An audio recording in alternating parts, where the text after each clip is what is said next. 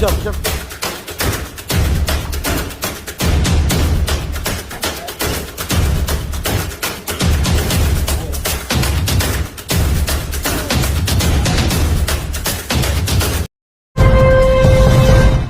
में हुए भारी बारिश के बाद कोसी सीमांचल की नदी उफनाई हुई है। नेपाल द्वारा छोड़े गए पानी से कोसी, महानंदा, कनकई, मेची, रेतुआ नदी खतरे के निशान से ऊपर बह रही है। किशनगंज जिले के सभी 7 प्रखंड में बाढ़ का पानी प्रवेश कर गया है। यहां लगभग 70,000 की आबादी बाढ़ से प्रभावित है।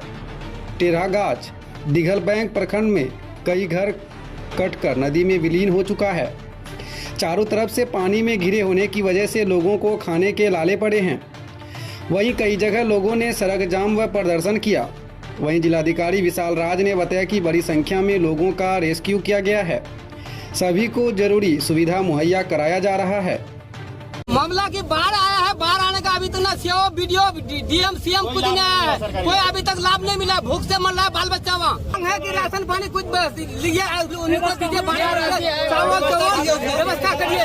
उसे खाएगा पिया कैसे? क्या नाम हुआ आपका?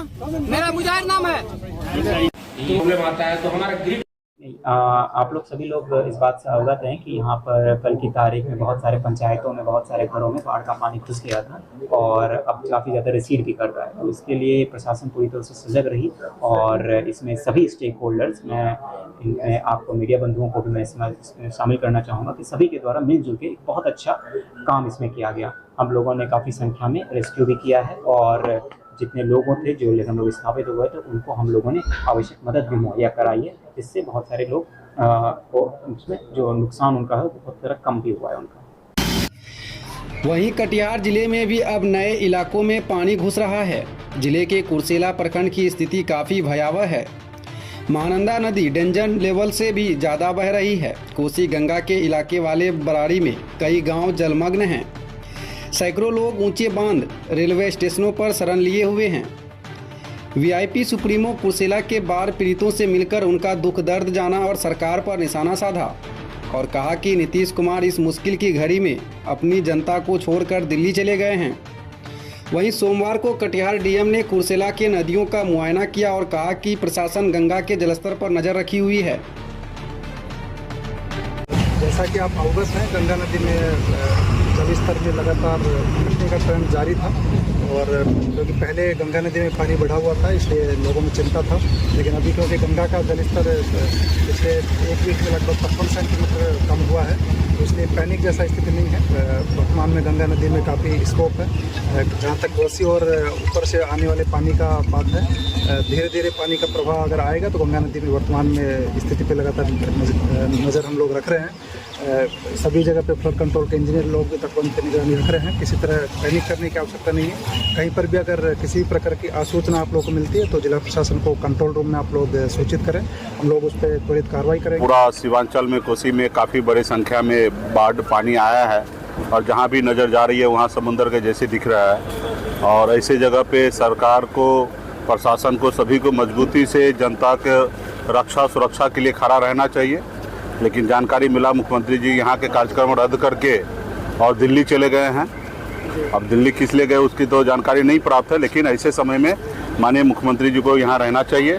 और अभी हमने कुछ जगह हमने दौरा किया जहाँ पे हमने जानकारी हमें प्राप्त हुआ है कि प्रशासन के द्वारा सरकार की तरफ से जो पीड़ित है उस परिवार को अभी तक कोई व्यवस्था नहीं की गई है।